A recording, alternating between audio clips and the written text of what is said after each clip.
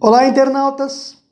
De volta, quarta-feira, dia 28 de agosto de 2019, indo ao fim, um mês tido por muita gente como o mês do cachorro louco e das loucuras, dos desastres que acontecem no Brasil. Na questão nossa hoje, a bola da vez para toda a imprensa, para todo tipo de comunicação que se tem hoje em dia para discutir as coisas do país, temos a Amazônia em chamas, negadas até por pessoas que moram por lá e dizem que isso é uma tradição, é assim que acontece na Amazônia. Se for isso, é interessante porque podemos pôr a barba de molho. Não pode ser rotina incendiar uma mata que beneficia o mundo inteiro. Claro que a Amazônia é do brasileiro. É claro que a soberania de governar sobre a Amazônia é do Brasil. Mas o que nós temos visto é os organismos internacionais, países internacionais, oferecendo ajuda e sendo recusada essa ajuda por um detalhe ideológico, por uma questão ideológica, da direita, da esquerda, de quem pôs fogo, de quem deixou de pôr fogo, e na verdade estamos acabando com uma biodiversidade, com uma situação de amplo respeito que deveria existir para o cidadão, porque a Amazônia, ao contrário do que muitos dizem, não é o pulmão do mundo, mas é o lugar onde há maior troca de oxigênio por gás carbônico, o gás carbônico sendo colocado como um suporte dentro da mata. As árvores, as plantas absorvendo o gás carbônico, evitando o mal maior que é o efeito estufa. A briga que nós estamos assistindo é uma briga que não leva a lugar nenhum e que o presidente do Brasil devia dar o exemplo, buscando apoio e soluções para que, de verdade, a mata fosse preservada. E não agindo como ele demonstra agir contra as ONGs, contra os índios que estão por lá, mesmo que acene apoio. Não é isso que está acontecendo. Vamos torcer para que haja uma solução adequada e realmente as forças internacionais apoiem e sejam vigiadas ações que preservem a Amazônia. Bolsonaro, como sempre, desperdiçando saliva, discutindo coisas inúteis enquanto o Brasil arde em chamas. O sentido figurado, arde em chamas, a Amazônia está ardendo realmente.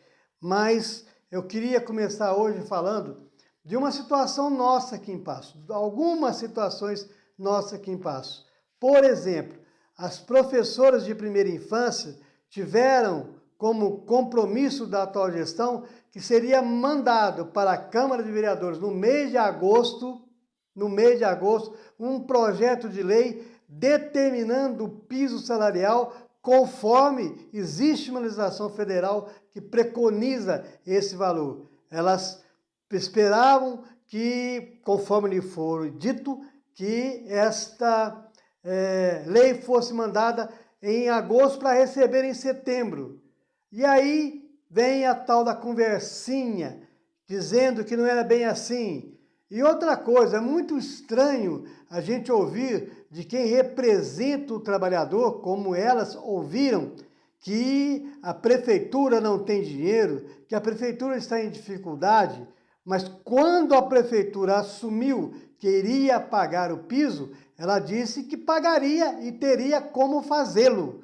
Então ela teve tempo de estudar, estudou e prometeu. Agora a conversa já muda, já é uma maneira diferente de fazer as coisas. No lugar das professoras receberem o piso salarial no mês de setembro, no mês de outubro, valendo o mês de setembro, elas vão receber, segundo informações, que a gente foi na Câmara conferir e não tem lei nenhuma protocolada lá até agora. É só uma falácia de que a lei está sendo elaborada.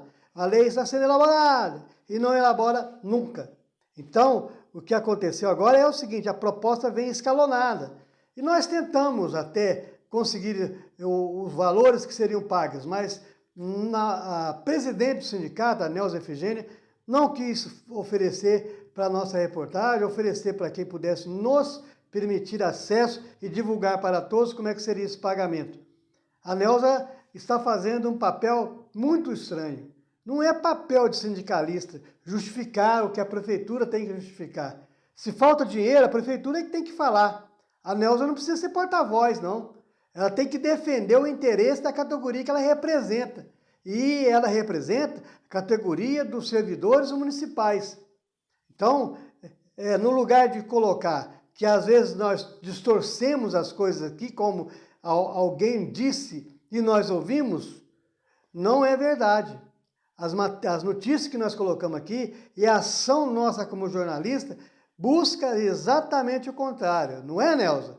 Você se lembra do Conselho Municipal de Saúde, de onde eu fui expulso porque discordei daquele presidente, que era o Caio Oliveira, que tentou de todas as formas ser presidente na marra, desobedecendo, indo contra aquilo que determinava as diretrizes para ocupar o Conselho de Saúde, o Conselho Municipal de Saúde, mesmo ele tendo sido retirado da entidade que representava, ele teimou em ser, e você sabe no que deu.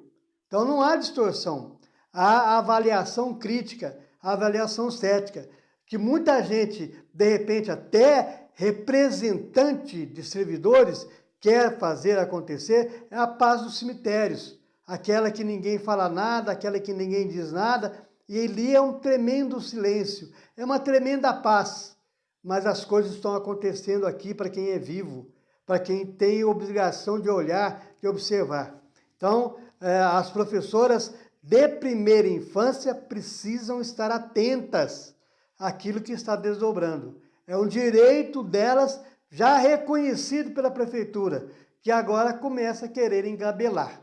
Pois bem, essa questão a gente está colocando aqui para que as professoras de primeira infância do município fiquem atentas e cobrem, porque é um direito de cobrar, e a Neuza devia estar adiantando isso. Já devia ter mandado para a Câmara, como ela disse que ia mandar e não mandou.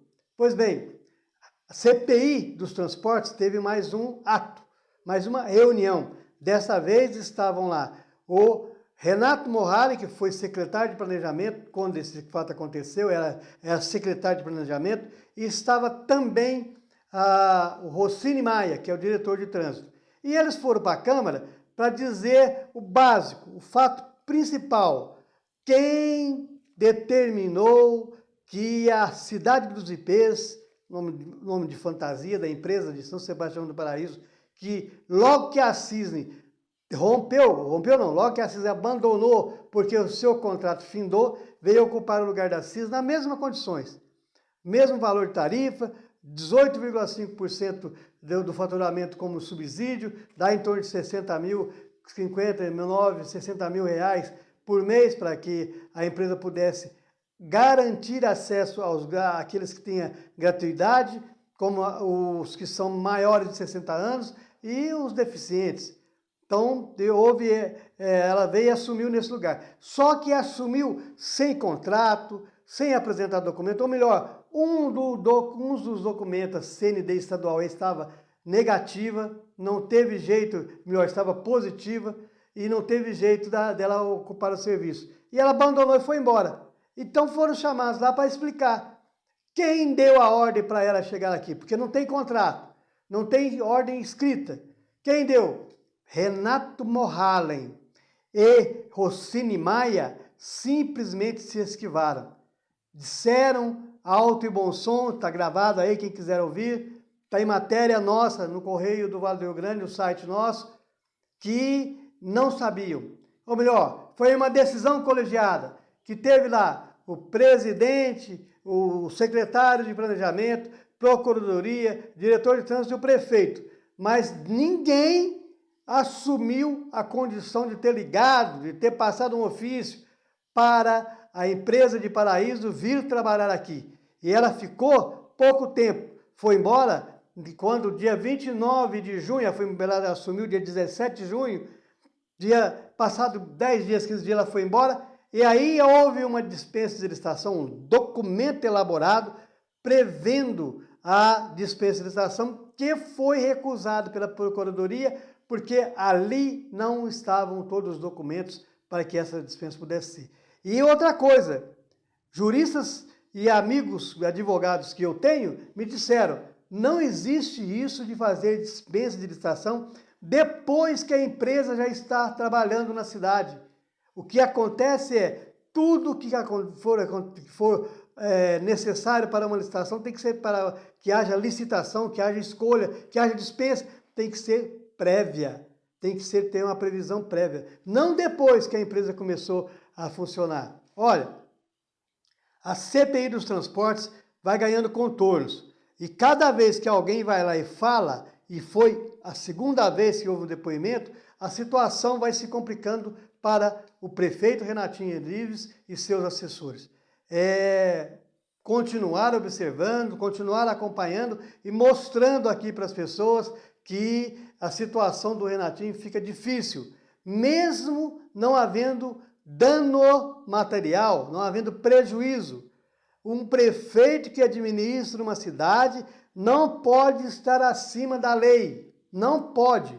Nós estamos vendo o que está acontecendo em Curitiba, na Lava Jato, na Vaza Jato agora. Se quiseram ficar acima da lei, feriram o Estado de Direito, criaram um Estado paralelo policialesco, inconcebível num Estado democrático de direito. E está fervilhando. Vamos acompanhar também, como estamos acompanhando. Os cadeirantes, voltando aqui num assunto interessante, que é importante informar, estiveram com a promotora lá no fórum, Cristina Bechara, e lá, junto com o prefeito, discutiram o destino dos cadeirantes que não têm mais o que tinham antes para poder se locomover na cidade. Um carro especial, um carro especializado que atenda às necessidades desses cadeirantes, porque eles não podem ficar no ponto de ônibus esperando 40 minutos com uma vaga por ônibus. Isso é um absurdo. E o Renatinho esteve lá. E eu tenho informações que ele chegou lá com aquele velho argumento. Temos que fazer uma lei, temos que mandar para a Câmara, e aí nós vamos regular como é que vai funcionar esse atendimento. Como teria feito lá atrás, quando descobriram que a gratuidade era o calcanhar de Aquiles no transporte coletivo da cidade. Quiseram e iam regulamentar, fizeram até uma proposta de lei. Sabe por que ela não foi mandada para a Câmara?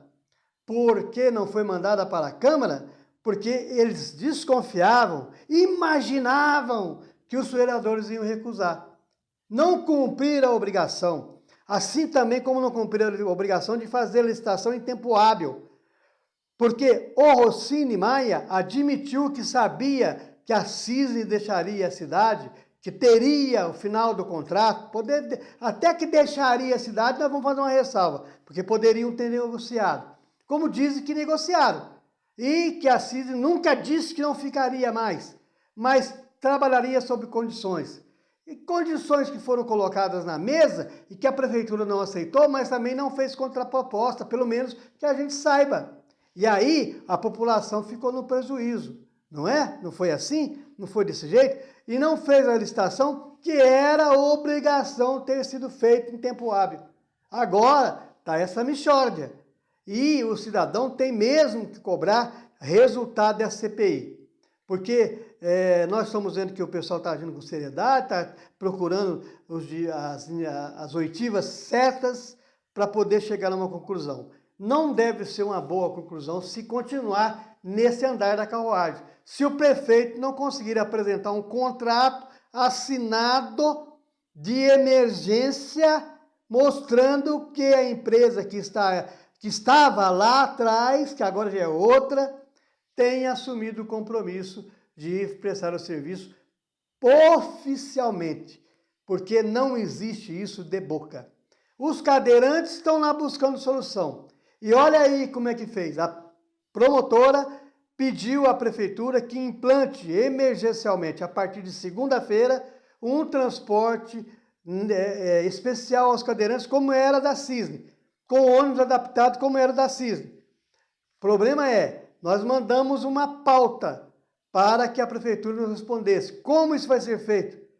De que jeito essa contratação vai ser feita?